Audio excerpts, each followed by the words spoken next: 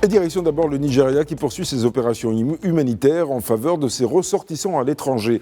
Ce sont près de 500 Nigérians qui étaient bloqués au Niger et qui ont été rapatriés par l'Agence nationale de la gestion des situations d'urgence. Gilbert Tamba est à Abuja pour Médien TV. Ils sont déjà plus de 1000 ressortissants nigérians à regagner la maison ces derniers jours. Les derniers 497 ressortissants sont arrivés à l'aéroport international Malam Aminu de Kano dans l'état de Kano, où ils ont été accueillis par les responsables de l'Agence nationale de la gestion des catastrophes ainsi que par les autorités locales. Selon NEMA, cette opération s'inscrit dans le cadre d'un programme d'évaluation volontaire destiné aux citoyens nigérians ayant exprimé le souhait de rentrer au pays. Les autorités précisent que des dispositions ont été prises pour assurer l'accueil et l'assistance des rapatriés, notamment sur les plans médical, logistique et humanitaire.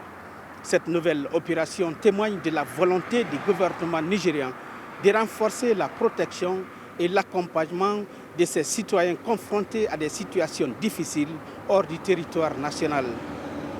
L'Agence nationale pour la gestion des crises NEMA affirme par ailleurs poursuivre sa coordination avec les autorités concernées afin de faciliter d'éventuelles autres opérations de retour volontaire dans les prochains jours.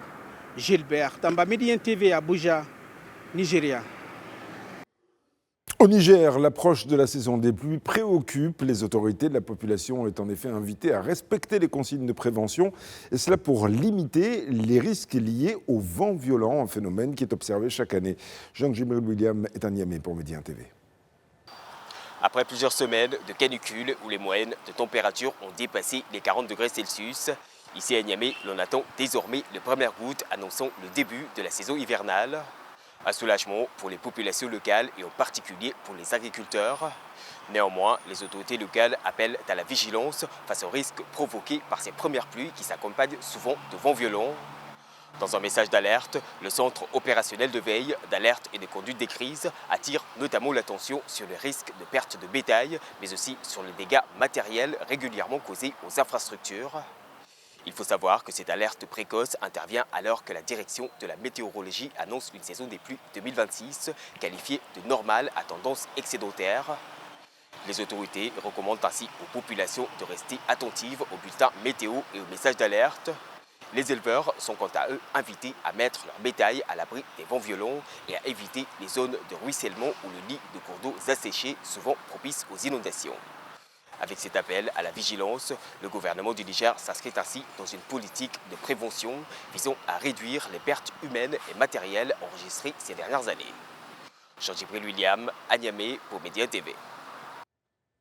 Et puis au Sénégal, le Trésor public se veut plutôt rassurant.